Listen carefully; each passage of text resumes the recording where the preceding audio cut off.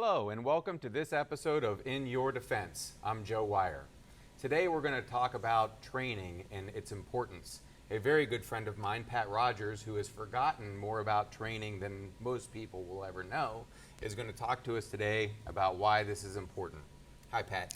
Good morning, Joe. How are you? I'm wonderful. Thank you for coming on the show. Thank you for having me. Let's tell us a little bit about yourself and your career and where you've been, what you've done, that kind of thing.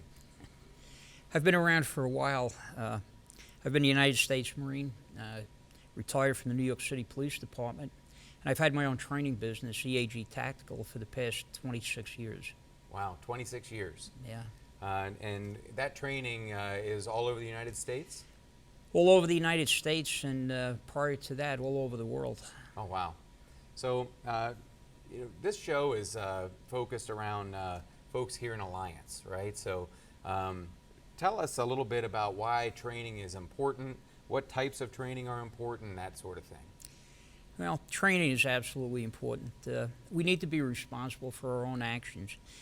We cannot depend upon the police or the fire, EMS to take us out of bad situations. And whether or not we're talking about weapons, training, the ability to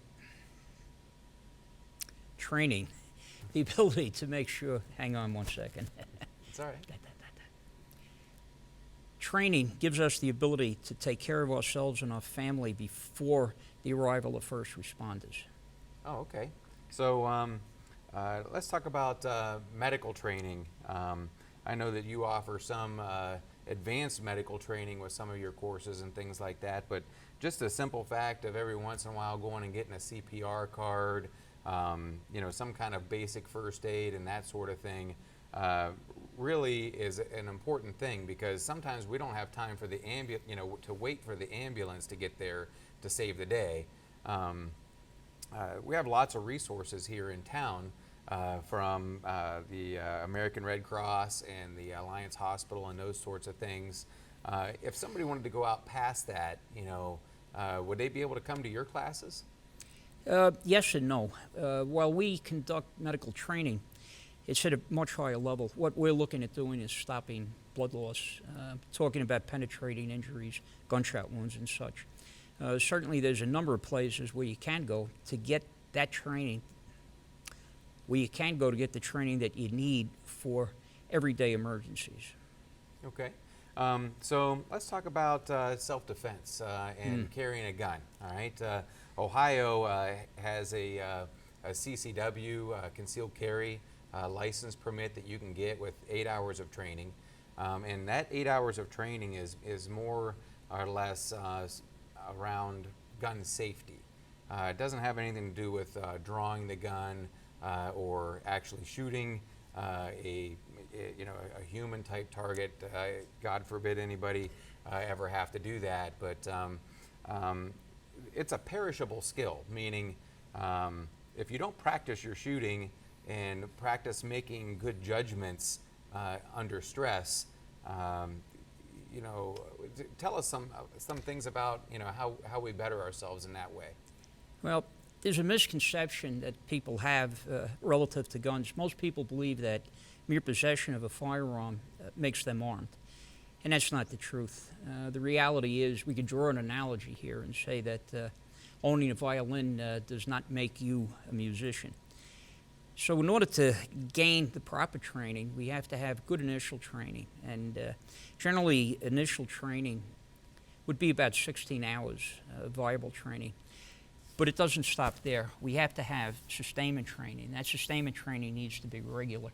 How regular it is situationally dependent on your ability to train, what your particular needs are, and of course, money, because money does drive everything.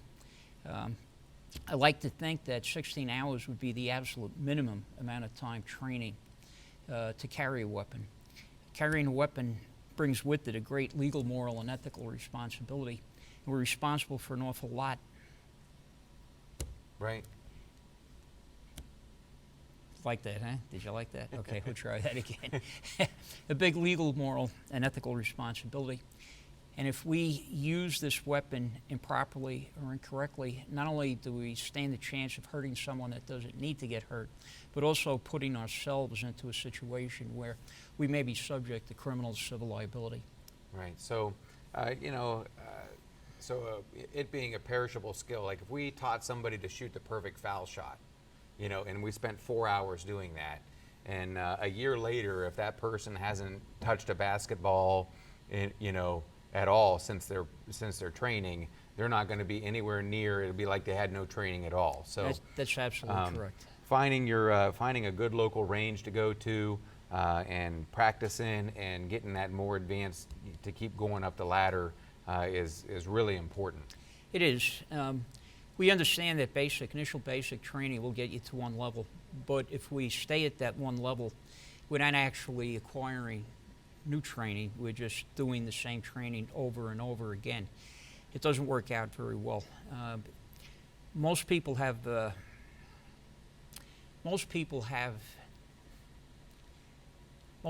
not have the familiarity with the weapon system that they should. Therefore, every time they touch it, they stand a chance of maybe having a negligent discharge, pointing it in the wrong direction, things of this nature. It has to be solid sustainment training. It has to be multiple times a year to do it properly. Yep. What about training your other family members, your significant other, your kids about gun safety and that type of thing? The training can, not just be for yourself, but if you, have a household with full of people, all those people should receive some kind of training about the proper uses of firearms and how to keep them locked away in a safe place when they're not being used in the necessary defense of someone's life. There's a lot more that goes into it than an 8-hour CCW class.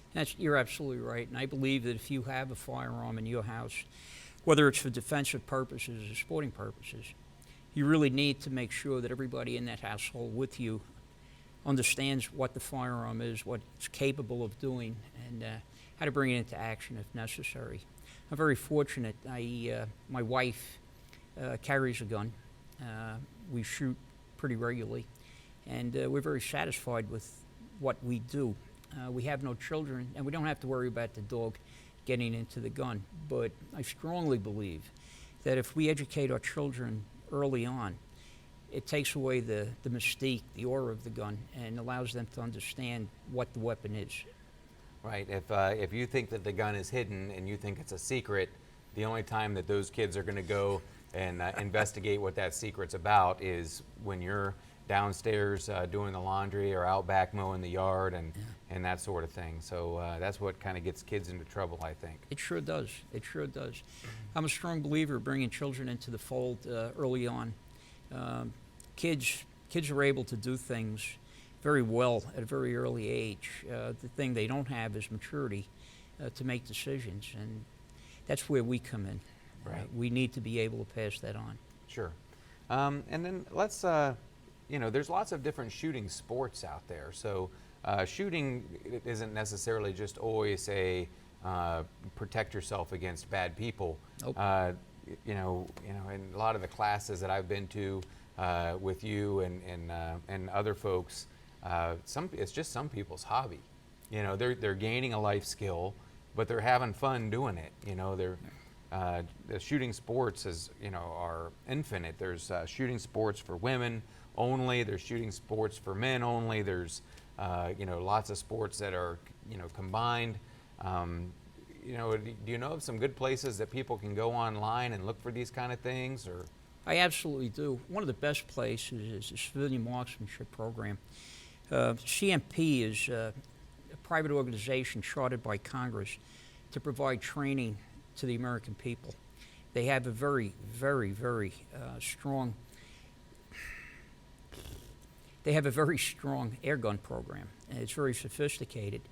And they even have grants for students attending college. CMP.org will have all the information necessary.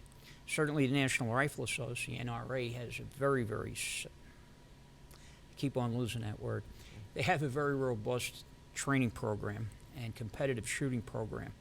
I started shooting with the NRA and the precursor of CMP, which was the DCM, back in the 1960s. And I'm an accomplished high-power rifle shooter. What am I? I'm a distinguished rifleman and a high master rifle shooter. And that discipline has allowed me to, that discipline has carried over into my personal life. My ability to function under, we're just going to stop that. Okay, it's carried on to my personal life. The ability to function under pressure is something that you cannot be overemphasized. Right. So now I lost Yeah. my train of thought. That's all right. Don't worry about it. The federal government actually has a program that allows civilians to be able to buy firearms, provides training and competition with those firearms. So if the federal government thinks that's important, in my line of work, I think we call that a clue, right? We certainly do. And one of the best parts about it is CMP has two facilities, one in Anniston, Georgia, and another one right here in Ohio at Camp Perry. Just 2 hours away. Exactly. And as a matter of fact, I'll be going up there tomorrow afternoon to stop in and buy something. Are you going to buy yourself a new rifle? I may just do that. A little reward for being in Ohio, huh? Yep. Well, anything further that you want to add to talk to just regular folks here in Alliance, Ohio? You know, people need to take upon themselves the responsibility for keeping themselves safe, for keeping their families safe, for keeping their communities safe. If we don't do that, we stand an opportunity to lose everything that is dear to us. Take the responsibility. Make sure you do it. Make sure you're satisfied that in an emergency, you can not only defend yourself, but you can treat members of your family who may be injured.